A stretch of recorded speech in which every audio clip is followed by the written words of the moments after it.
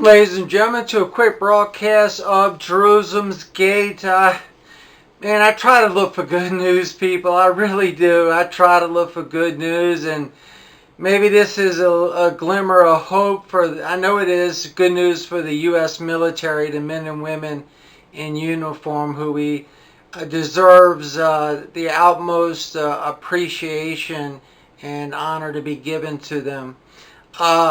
Now we're leaving Afghanistan. President Biden said by September we should be completely out of Afghanistan. Now, what's going to happen to Afghanistan?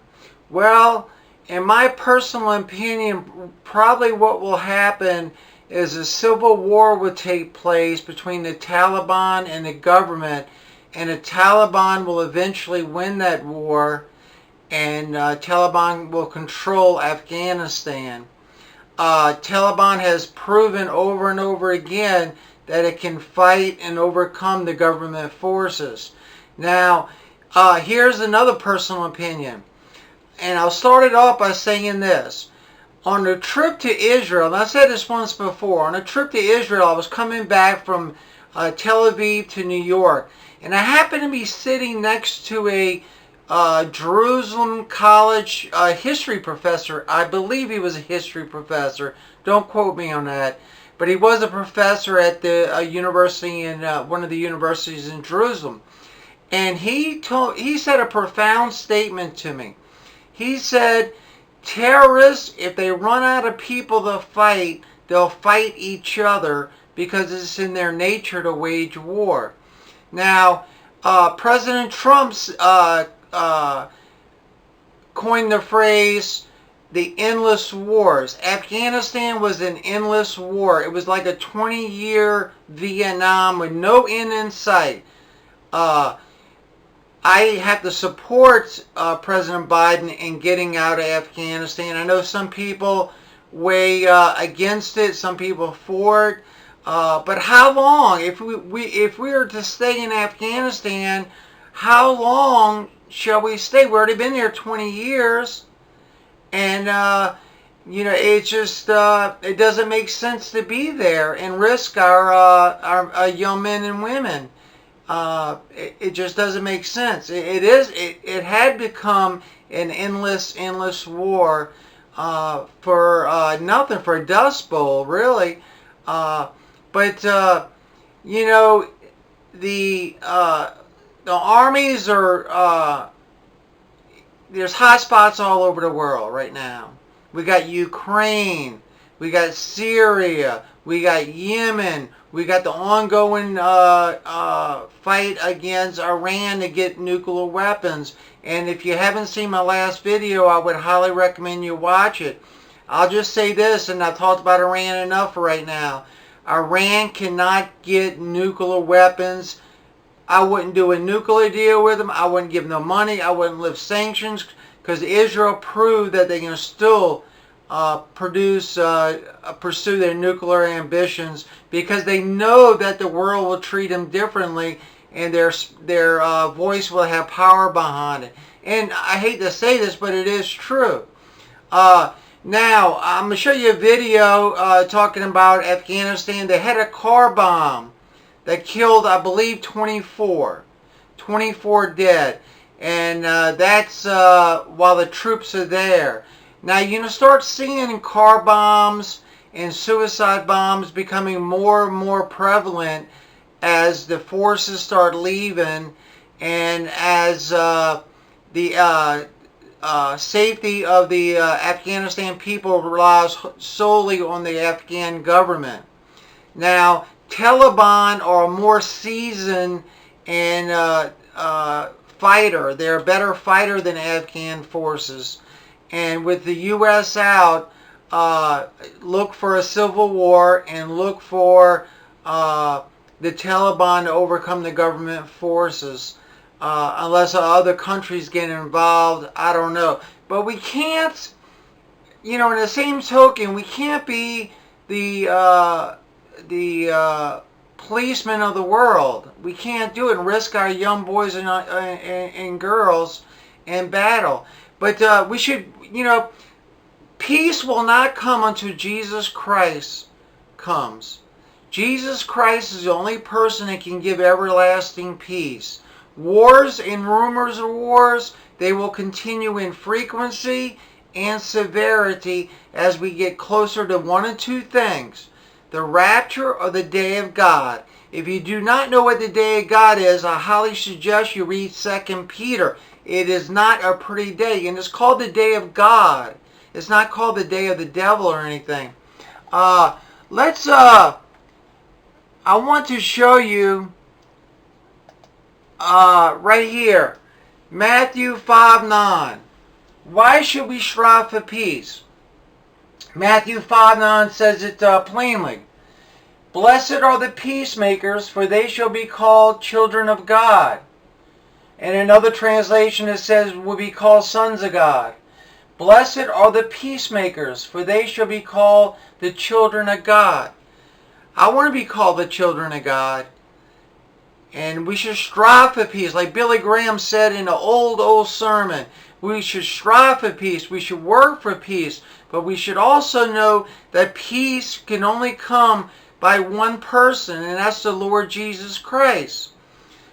These endless wars, we need to get out of them. What we need, the real war is, and all these wars, physical wars, is a manifestation of our country, the United States, repenting and turning back to Christ. That's what will save our country. That all these things that's happening is a result of our country distancing itself from Jesus and doing things that they shouldn't be doing. And I think you know what I'm talking about. Abortion's just to name one of them, but I think you know them. We've gone over them many times on Jerusalem's Gate. God is literally shouting from the rooftops to return under the fold of Jesus Christ. The time is short. If he set Israel aside and let a more evil country conquer Israel, his own country, don't you think he'll do it to the United States of America, who's done a lot worse than what Israel was doing? And Israel's God's country. And I fear that a lot of people think, oh, God would not do that. Nobody can take down the U.S. Well, God can take down the U.S. with just a few people. You've seen a couple of people with a dollar box cutters bring the strongest nation to our knees. I'm telling you, we got to return. The real battle is returning the United States back to the Lord. And some people may ask, well, why is the world being affected? But because we wanted to be the superpower of the world. We wanted to be the power that controls and punishes human rights in the world. And we're violating the very laws that we wanted to be superpower to control. Ladies, I can talk all night and all day and all night about this. United States has got to return to a Christian nation. If we do not want to be a Christian nation, we want to continue this slide away from Jesus Christ. Listen what I'm saying. This wrath, these signs will get stronger and stronger and more frequent and more intensity as we get closer. Nobody knows what's coming first, the rapture of the day of God. I've been preaching for years. I've been going house to house.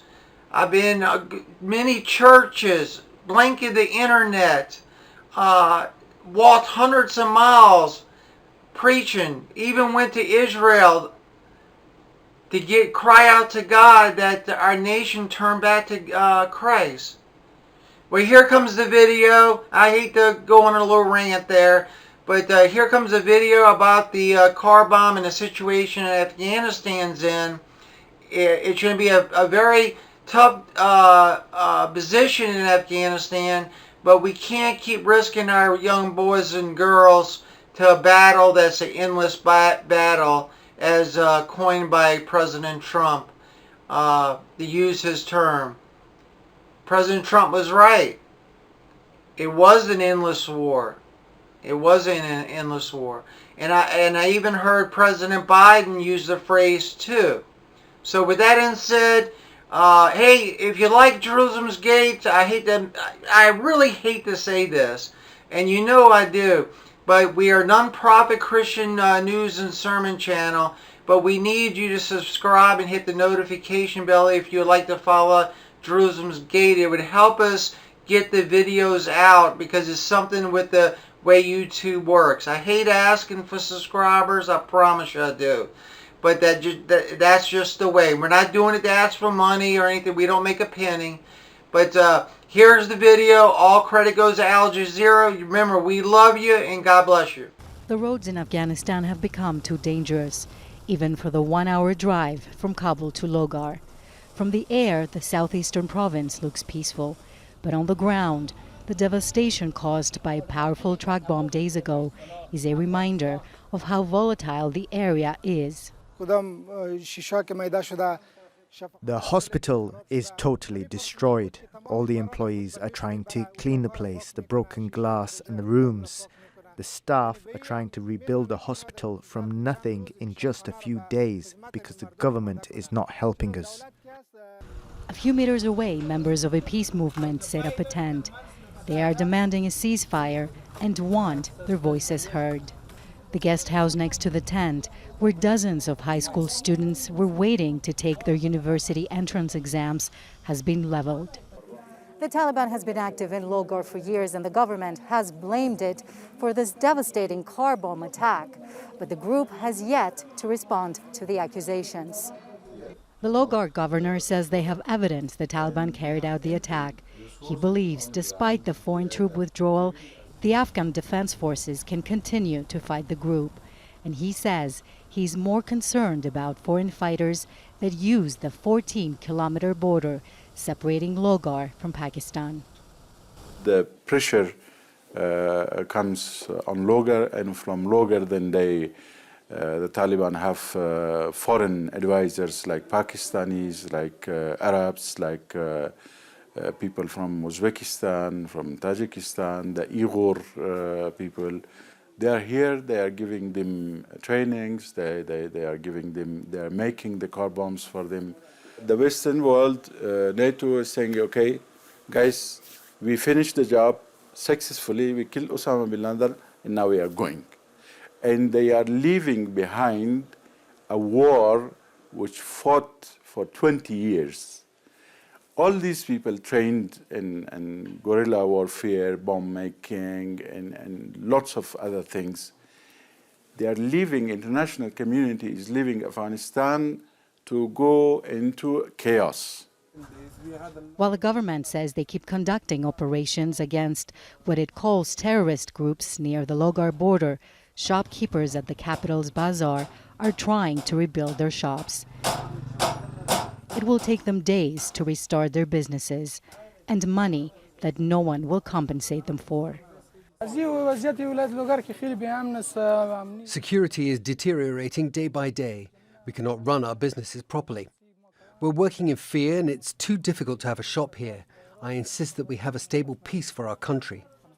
And that peace is the one thing everyone longs for. Filio Contrafuri, Al Jazeera, Logar.